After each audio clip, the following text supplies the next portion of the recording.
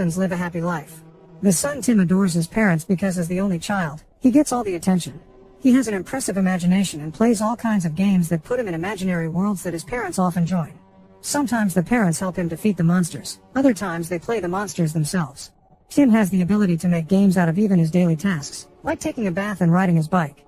He thinks his parents are extra great because their job is cool too. Since they work at puppy company every night, the parents come to Tim's bedroom to wish him good dreams with a song and perhaps a snack, and Tim is convinced he doesn't want to share this with anyone. So when his parents ask if he wants a sibling, Tim says no. Meanwhile in the baby factory, newborns are being made. A machine checks they're well and healthy and gives them cute clothes before being sent to a family. However, some babies show to be smarter than the others, and the machine chooses those to go to the factory management, dressing them in sharp suits and even giving them little watches and suitcases. Hundreds of babies are working on management and they keep control of everything baby related. Back to Tim, he wakes up ready for another adventure, but when he looks out the window he sees a taxi arrive to drop a baby. Not just any baby, but it's a boss baby, dressed in a suit. He can't believe what he's seeing, and when he runs downstairs, he discovers his parents with baby in their arms without finding anything weird with it. They inform Tim that this is his new brother and immediately baby starts crying, demanding attention. Soon the parents don't have time for Tim anymore because the boss baby needs to be taken care of all the time, even in the middle of the night. He's always wanting to play, eat, or needing a change of diapers, and he throws a really loud tantrum whenever he doesn't get what he wants. Now when Tim tries to have adventures around the house, he finds every spot of the house filled with baby things, and even pictures and bath time must be shared. One night, Tim tries to point out to his parents that baby is too weird and they can't trust him, and when the parents aren't looking, he even ends up in a tug-of-war with his brother over the table. Unfortunately, his parents don't see anything wrong with the suit and ignore Tim's frustration.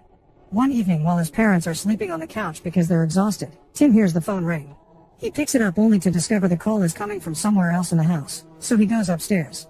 While pretending he's on a creepy mission, Tim follows the noise and is shocked to find out his brother can talk. In fact, he's having a chat through a toy phone. Tim freaks out and demands an explanation, but baby refuses to give it, saying he's on a mission and Tim wouldn't understand. To keep Tim's silence, baby tries to pay him off, but Tim doesn't want money and threatens with telling his parents. Baby isn't worried though because he knows nobody will believe him. Using a bead toy, baby explains business can't be shared and that Tim has to back away or he'll get fired. Tim goes to bed wondering if someone can truly be fired from his own family. The next morning, Tim uses his imagination to have a conversation with the figurine on his alarm clock and comes to the conclusion he needs to gather evidence of baby's secret. After gathering homemade equipment to pretend he's a spy, Tim comes downstairs and finds a bunch of monsters, who turn out to be a bunch of babies his parents have brought for a playdate. When the adults aren't looking, the babies pretend to play but they're actually holding a meeting about the mysterious mission. They know Tim is spying on them and trying to record their conversation, so they make noise with their toys to cover up their discussion. It turns out that the babies are worried that puppies are too popular nowadays and are going to take the place of children in a family when affection should always be directed at babies. To make matters worse, Puppy Company is going to launch the ultimate puppy in Las Vegas soon, so they need to stop it. Regardless of the noise, Tim manages to come closer and record the whole thing. While the babies are distracted pretending to be innocent for their parents, Tim tries to sneak away, but as soon as the adults are gone the babies block his way. Then Tim runs to the garden to try to give the tape to his parents, but all the babies show up again, this time riding toy vehicles. A fast chase starts around the garden as the babies try to steal the tape, but when the parents check on them, they only see children playing together. Tim runs through the garden in specific spots to get the different babies stuck on various objects. However, Boss Baby gets his toy gun to start shooting, but the big baby protects Boss Baby from the dummy darts. This distraction is enough for Tim to run by and steal the tape before jumping on a trampoline to return to his room, so the big baby tosses the boss through the window. While the adults discover the mess outside, Boss Baby chases after Tim, who sends him into the street. However, Tim finds Baby again in a room and is devastated to watch him destroy his favorite plushie. Having had enough, Tim tries to throw Baby out of the window, but at that moment his parents catch him red-handed. Tim throws out his tape by mistake instead of the baby, and a passing car destroys it. Tim tries to tell the adults the truth, but nobody believes him. His parents are furious by Tim's behavior and decide to ground him for 3 weeks. Tim was never grounded before, so he feels like he's in jail. To make matters worse, he has to hear how his parents sing the special song to Baby at night instead. Some days later, Baby feels bad for Tim and comes to see him, offering his sympathies in a very awkward way and with money. He points out that if Tim had left him alone, nothing would have happened. Tim still wants to know what really is going on, so Baby gives Tim a pacifier and when they start using it, their minds are transported to the baby factory as if they were holograms. Boss Baby tells Tim about smarter babies getting chosen for management, who drink a special milk that stops them from growing. He wants a promotion so he can get a better desk and office for himself, and to achieve that, He must stop humans from liking puppies more than babies. Then Baby takes Tim through a gallery with all the management bosses from the past who also got promotions from their missions. His idol is Big Fat Boss Baby, the youngest boss in the history of the company who retired some years ago.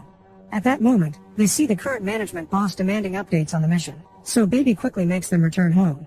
He panics because he hasn't made progress with the mission and he has 2 days left. He also explains that if he fails they'll transform him into a normal baby. That means he'll be Tim's brother for real. Wanting to stop that from happening, Tim accepts to help Baby with his mission. Since their parents work for Puppy Company, they need to find a way to go with them to the company on Take Your Kid to Work Day. Tim reminds Baby that he's grounded, so to convince their parents that he's good now, they'll have to pretend to get along and love each other.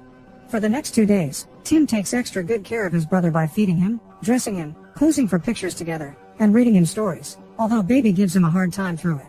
Even though they won't admit it, they start getting along too and they even fall asleep together. Their parents are very proud to see them get along and they cancel the punishment, so the whole family gets to go to Puppy Company together. The brothers put on their best clothes and when the parents offer Tim to spend a special Tim Day, Tim is heartbroken to say no because he has to keep his promise. He says he'll spend the day with his brother, and they pretend they'll check out the puppies but actually they're sneaking around to get information. Baby ends up dressing as a dog to enter a secret room and when other dogs try to play with him, Tim distracts them with a ball. To get rid of the guard, Baby licks his face and finally crosses the door. Tim joins him seconds later and together they look around until they find the secret file, but when they try to exchange it for another one to avoid a trap, Baby accidentally drops drool on it and the security system reacts anyway. Baby checks the file and sees it says gotcha. Before a creepy guard dressed as a dog sends them to the office belonging to Francis, the CEO who has hired his brother Eugene as the guard in costume. Francis then reveals he has a Baby Corp pacifier because he's actually Big Fat Boss Baby, who never retired. He actually lost milk privileges because he was lactose intolerant, and since he was growing old, he was fired and sent to Earth to grow up normally. Furious, Francis built this company and as revenge, he has designed the perfect and cutest puppy that will never grow old in order to make the world like dogs more than babies. During the launch in Las Vegas, a rocket will drop puppies all over the world and this will be the end of Baby Corp. Baby doesn't think a forever puppy is possible, but Francis proves him wrong by revealing Eugene stole Baby's milk from his bag, which he can now use on the puppies. Tim threatens with telling his parents, but Francis isn't worried. He's ordered the parents to work on launch day, and Eugene will pretend to be a company-assigned babysitter that will take care of the children. The parents leave without suspecting anything, and Eugene immediately locks the brothers in Baby's room. To make matters worse, the enemy has stolen all the special milk, and there are moments when Baby becomes a normal infant that doesn't understand what's going on. This gives Tim an idea. He uses various objects from around the house and paints Baby's face to make him look sick. Then he shows Eugene while activating a vacuum that shoots fake vomit at the old man. Disgusted by this, Eugene goes to the bathroom to wash, and the kids lock him there before escaping on Tim's bicycle. However, Eugene manages to escape and begins chasing them, so Baby calls his friends for backup. The Baby gang attacks Eugene with a variety of tricks and toys, including tickling, but Eugene can easily survive it all. Baby decides Tim will have to drop the training wheels if he wants to go faster, but Tim is terrified because he's never done it before. Luckily, Baby offers the perfect pep talk and Tim gains courage through his fantasies, allowing him to dodge all the obstacles and leave Eugene behind before reaching the airport. Unfortunately, it's too late and their parents are already gone on their plane. The brothers start arguing over whose fault is this and Tim tells Baby he wishes he was never born, which hurts Baby so badly that he goes away. Tim stays crying in the airport for hours, but when night starts to fall, he receives a call from his brother. Baby explains he never had a family before and doesn't know how to act around one, but he does care deep inside. The brothers reconcile and make a plan to go to Las Vegas too. They notice there's a plane transporting only Elvis impersonators, so they steal the clothes from one of them and pretend to be another artist to be allowed in the plane. Being small kids allows them to sneak into first class, which is empty because nobody can afford it. Tim is afraid of the takeoff, so Baby holds his hand like their parents used to do. When the stewardess brings them food, Tim teaches Baby how to use his imagination and make an adventure out of a simple thing like lunch. When they finally make it to Las Vegas, the kids don't notice that one of the Elvis was Eugene in disguise. They make adorable faces at a group of partying women and convince them to take them to the convention center, where Baby begins to behave like a real infant again. At that moment, Eugene arrives to chase them, so Tim has to pick up his brother as he runs into a crowd. At the same time on the main stage, Francis and the parents reveal the cutest puppy in the history of humanity. The crowd comes forward for a better look and exposes the children, causing their parents to worry. Francis immediately locks the parents inside a box and takes it away to put inside the rocket and kills them with the ignition. Then Francis begins chasing the brothers again, so the brothers run into a giant hamster house called the Habit Trail. The pipes are perfect for them to run through, but they're too small for Eugene and he gets stuck. At the end of the pipes, Tim and Baby find the rocket and a huge tank of special milk, which Francis replicated using babies in order to make thousands of forever puppies that are now being put inside the rocket. At that moment, Eugene finally reaches them and breaks the pipe to make them fall, but the brothers jump out of the way just in time and Eugene falls into a litter box where he's attacked by cats. The brothers run to the rocket only to find the way blocked by Francis, who starts the countdown and throws the key to the box away. Tim and Baby tickle him to move him away, but Francias quickly retaliates and causes them to fall, leaving them hanging on the edge of the platform. Baby suddenly remembers the imaginative lessons Tim taught him and pretends they're pirates, inspiring the brother to team up and fight Francis until he falls inside the milk tank. Afterward, the siblings reach the ground by jumping on the puppies with parachutes and Baby pulls a lever to free all the puppies, who take the locked box away as they run. Tim realizes Baby is stuck on the rocket because he's behaving like an infant again and he doesn't understand any words.